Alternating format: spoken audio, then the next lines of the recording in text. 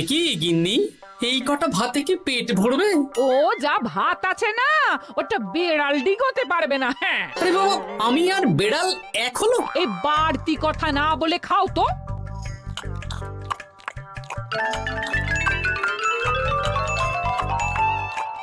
গিন্নি, পেটটা ভরেনি বুঝলে, তুমি আরেক হাঁড়ি ভাত বসাও। আমার জন্য 2 হাতা রাখা আছে, ওটাও খেয়ে নাও না। খাও, আমি আর ভাত বসাতে পারবো না। এখন উনুন ধরাও, আঁচ দাও, ভাত বসাও। আহ, আরে তোমারটা তুমি খেয়ে নাও না। তুমি তো জানো আমার এইটুকু খাবার পোষায় না। তারপর তুমি আজকে ওই ওলের ঝোলটা যা বানিয়েছিলে না, আহা। খাই খাই খাই খাই করে আমার জীবনটাও খেয়ে ফেললে গো। আরে বাবা, ভগবান এই পেট দিয়েছে কিসের জন্যে? এত খাটাখাটনি সবকিছুই তো এর জন্যে নাকি? হ্যাঁ,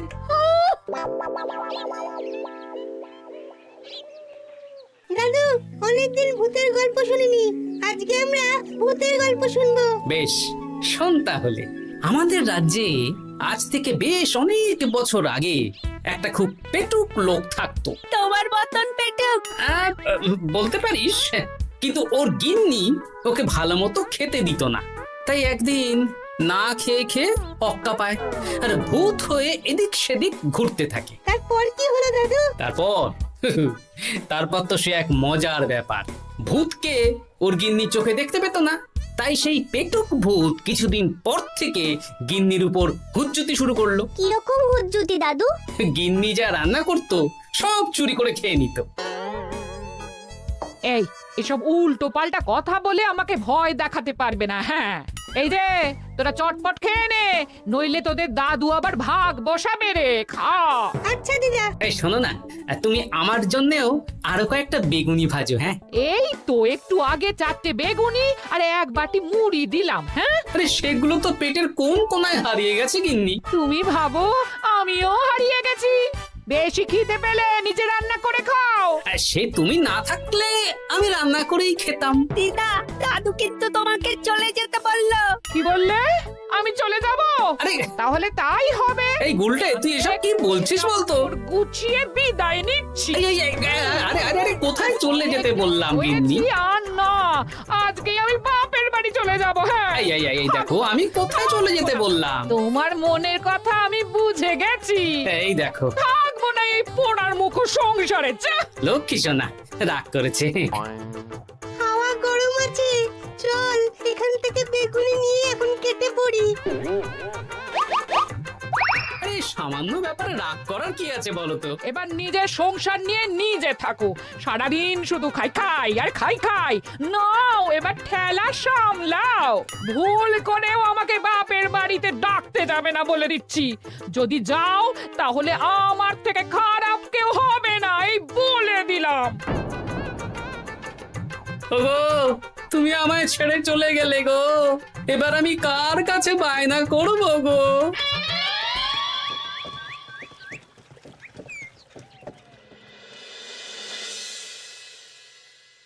কিরে, তুই একা একা? জামাই কোথায়? তোমাদের জামাইকে ছেড়ে চলে এসেছি। এ মা, তুমি কি থাকতে দেবে না আমি চলে যাব?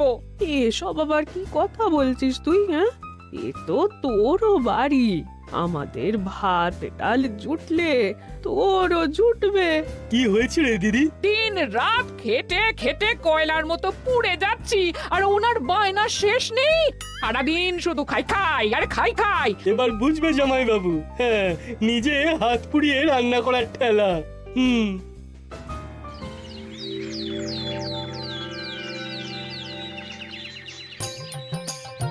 গোপাল দাদা, ও গোপাল দাদা, ও গোপাল দাদা, গোপাল দাদা, এ দরজা খোলো, মহারাজ ডাকছেন। এই রে, অনেক বেলা হয়ে গেল। আরে দরজাটা খোলো। যাচ্ছি যাচ্ছি। আরে আজকে তো গ্রামের সেচ প্রকল্প নিয়ে আলোচনা আছে, মহারাজ তাই তোমাকে ডাকছেন। মুখ হাত ধুয়ে যাচ্ছি।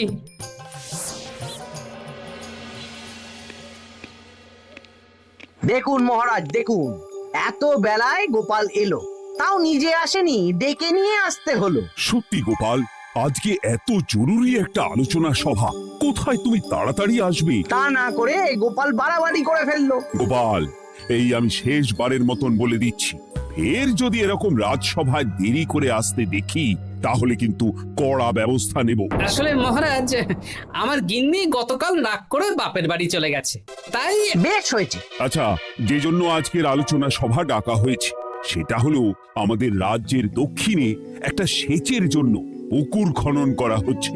এ তো খুব ভালো কথা মহারাজ। দক্ষিণের চাষি ভাইরা অনেক দিন ধরে জলের সমস্যায় ভুগছিল, এবার একটা সুরাহা হবে। কিন্তু এটার জন্য তোমাদের বেতন কয়েক মাস কম পাবে তোমরা। একই কেন মহারাজ? তোমার তো এখন একজনের সংসার গোপাল, তোমার আবার চিন্তা কিসে? তাহলেও সেচের জন্য পুকুর খোঁড়া হবে, তার সাথে আমাদের বেতনের কি সম্পর্ক? কারণ ভাড়ারের অবস্থা খুব একটা ভালো নয়, তাই আগামী 3 মাস তোমাদের বেতন 5 মোহর করে কম দেওয়া হবে। হ্যাঁ? হ্যাঁ নয় হ্যাঁ। আর ওই 3 মাসের কেটে নেওয়া বেতন চতুর্থ মাসের বেতনের সঙ্গে যোগ করে দেওয়া হবে।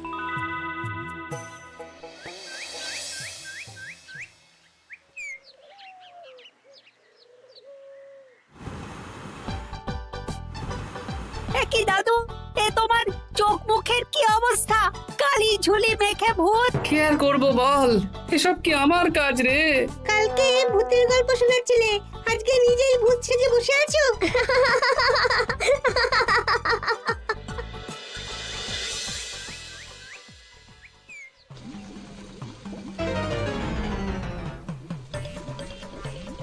এই রে, ভাতগুলো পুড়ে গেছে। দূর দূর দূর, এভাবে হয় নাকি? না, এবার থেকে ভোজনালয় থেকেই খাবার খেতে হবে। একার জন্য কে আবার রান্না করে? দূর দূর।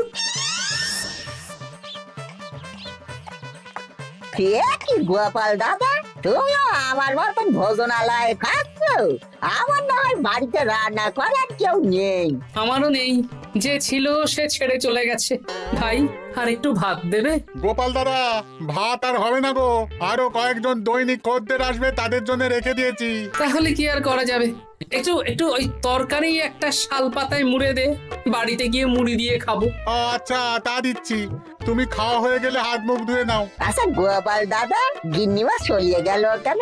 সে তোর গিন্নিমাকে গিয়ে জিজ্ঞেস কর। সেটা জিজ্ঞেস করতেই হবে, তোমার মতো একটা ভালো মানুষকে ছেড়ে চলিয়ে গেছে।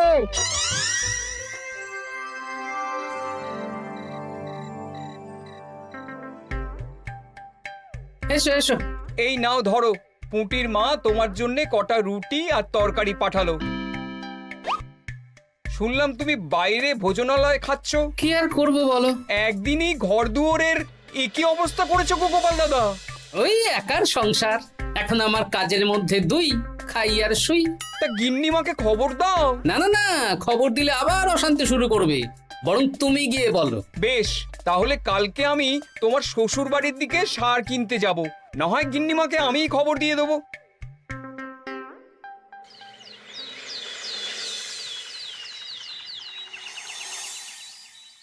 বাড়ি ঘর অগোছালো, তাতে আমি কি করতে পারি? এখন আমি আর ওই বাড়িতে থাকি না। হ্যাঁ, শুধু তাই না, গোপাল দাদা বাইরে ভোজনালয়ে তেল মশলা দেওয়া উল্টো পাল্টা খাবার খাচ্ছে গো। থাক, আমাকে এসব কথা শোনাতে আসবে না পুটির বাবা। আমার খাটতে খাটতে জীবনটা কয়লা হয়ে গেছে, কয়লা। ওনার বায়নার শেষ নেই। হ্যাঁ, বুঝলে গোপাল দাদা, আমি গিন্নিমাকে অনেক করে বোঝালাম, কিন্তু কিছুতেই কোনো কথা শুনলো না। বেশ, শুনতে হবে না। এরকম বললে হয় নাকি? চারিদিকে ঘর দুয়ার অগোছালো, খাবারের থালা বাসন এদিক ওদিক ছড়িয়ে ছিটিয়ে আছে। ওরে বাবারে, ইঁদুরেও আস্তানা করেছে। যা হচ্ছে হোক।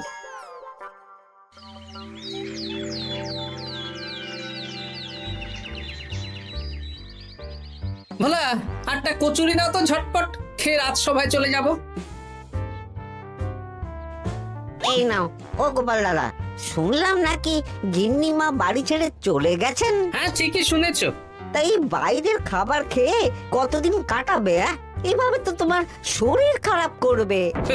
ওই শরীরের নাম মহাশয়, যা সবে তাই সয়। রান্না বান্না করছো বাড়িতে? না, রান্না করার লোক নেই, আর আমার দ্বারা ওসব কালিঝুলি মাখাও সম্ভব না। দেখো গোপাল দাদা, এই রোজ রোজ বাইরের খাবার খাওয়া ভালো নয়। ভাবছি আরেকটা বিয়ে করব। হ্যাঁ, বলো কি গিন্নিমা জানলে তো? জানলে জানুক, ও তো এখন আর আমার কেউ নয়। গোপাল দাদা আরেকটা বিয়ে করবে? না না না না না, গিন্নিমাকে বলতেই হবে ব্যাপারটা।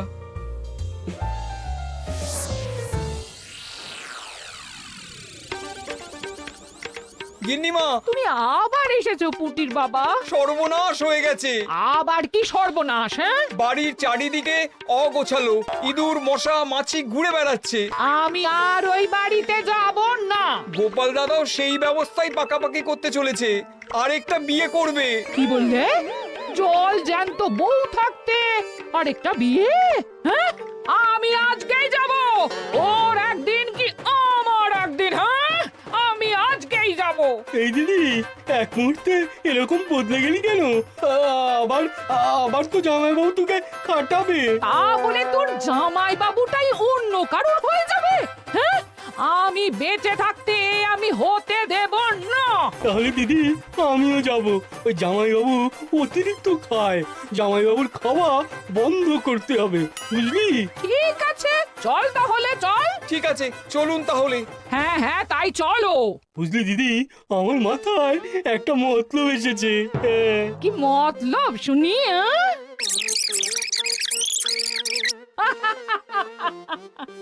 এই বেশ তো বেশ, এতে যদি তোর জামাই বাবুর অতিরিক্ত খাওয়া কমে তাহলে তো ভালোই কথা। হ্যাঁ, কিন্তু খুব সাবধান, গোপাল দাদার নজর কিন্তু বাজ পাখির নজর। তাহলে যাওয়ার পথে একটা সাজঘর হয়ে যেতে হবে। হ্যাঁ, তাড়াতাড়ি চলুন, রাতে মনে হয় ঝেঁপে বৃষ্টি হবে। কই গো, বলি কোথায় গেলে? এ কি, আমি তো বেশ ভালোই ছিলাম, তা তুমি আবার ফিরে এলে কেন? আমি বেঁচে থাকতে তুমি আবার বিয়ে করবে? ওসব চলবে না। আমি এক সাধক বাবাকে নিয়ে এসেছি, তোমার সব ভীমরতি ইনি ছড়িয়ে দেবেন। হ্যাঁ, আজকে থেকে তোমার অতিরিক্ত খাওয়া দাওয়া বন্ধ করার দায়িত্ব এনার। যা বাবা,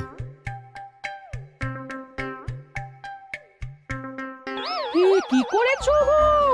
হ্যাঁ, ঘর দুয়ার তো পুরো শ্মশান হয়ে গেছে গো। এখন আবার তোমার ঘর তুমি পরিষ্কার করো। সে করছি, তুমি যাও বাজার করে নিয়ে এসো। ভোলার দোকান থেকে বেশি করে ছানা আনবে, আর রাতে ছানার বড়া করে তরকারি বানাবো। হ্যাঁ, আহা, কতদিন খাইনি, এক্ষুনি যাচ্ছি। উহ, তাড়াতাড়ি যাও, তাড়াতাড়ি যাও। মেঘ ডাকছে, রাতে বৃষ্টি হবে।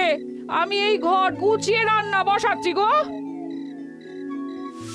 বলো কি গোপাল দাদা, গিন্নিমা ফিরে এসেছেন? হ্যাঁ, সকালে তোমার দোকানে বলেছিলাম না বিয়ে করব, সেটা নিশ্চয়ই কেউ শুনে গিন্নির কানে দিয়েছে। ব্যাস, ঘরের বউ ঘরে চলে এলো। সকালে যখন তোমাকে আমি ওই কচুরি দিচ্ছিলাম, তখন তো ওই পুঁটির বাবাকে দোকানের সামনে দিয়ে হেঁটে যেতে দেখেছিলাম। তাহলে পুঁটির বাবাই খবর দিয়েছে, ভালোই হয়েছে। যাই হোক, আমাকে ওই 500 গ্রাম মতো ছানা দাও তো, গিন্নি ছানার বড়া দিয়ে তরকারি করবে। ভালো তো, ভালো তো, তোমরা ওই কর্তা গিন্নি একসাথে খাবে। আবার কোন সাধককে নিয়ে এসেছে যে আবার খাবার খাওয়া নিয়ন্ত্রণ করবে? দেখো কি করে তোমাকে সামলায়। এই নাও।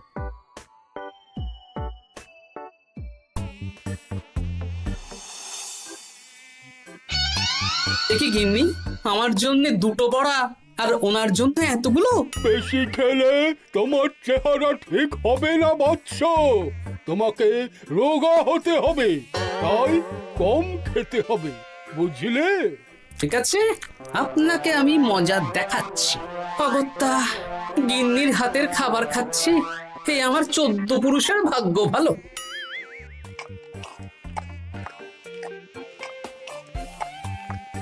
বাবা, আপনাকে আরেকটু তরকারি দিই বাবা? দে মা, দে। আমাকে দাও। একদম না, বলেছি না তোকে রোগা হতে হবে। হ্যাঁ, কি মশা রে তোদের বাড়িতে। আরে রে, নকল গুফ, মশা যাওয়ার আগে আপনাকে আমি তাড়াবো। এই কদিন চারদিকে সব ছড়িয়ে ছিটিয়ে নোংরা করেছে, মশা মাছি এত তাড়াতাড়ি যাবে না। হ্যাঁ, আমার খাওয়া হয়ে গেছে, আমি উঠলাম। আপনি ভালো করে খান, কেমন?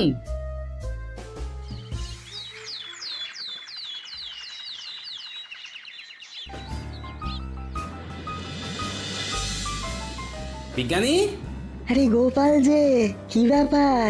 একটা সাহায্য চাই বিজ্ঞানী। বলো বলো, আমি কি করতে পারি? কয়েক টুকরো বরফ বানিয়ে দিতে পারবে? তা পারবো, কিন্তু এখন হবে না। তুমি বরং সন্ধেবেলার পর নিয়ে যেও, কেমন? খুব উপকার করলে বিজ্ঞানী। আমি ওটা বিশেষ মোড়কে তোমায় দেব, যাতে গলে না যায়। ধন্যবাদ বিজ্ঞানী। এখন তাহলে আসি।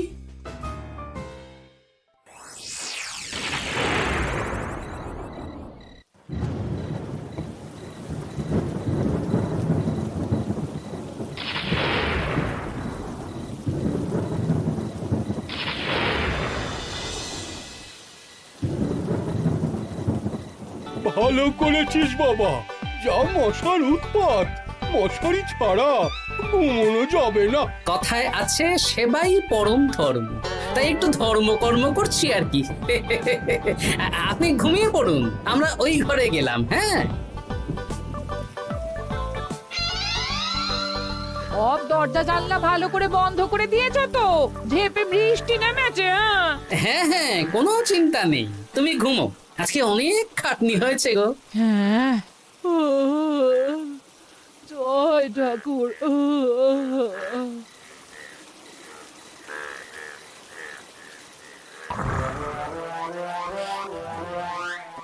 এই তো গিন্নিও ঘুমিয়েছে, এবার আসল কাজ শুরু হবে।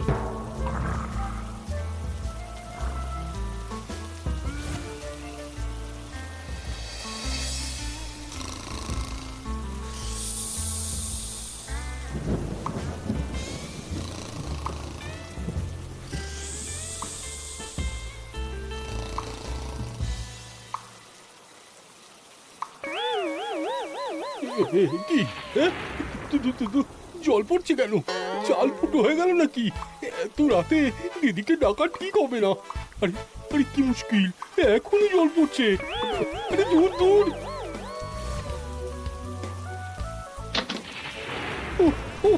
বাপরে বাপ।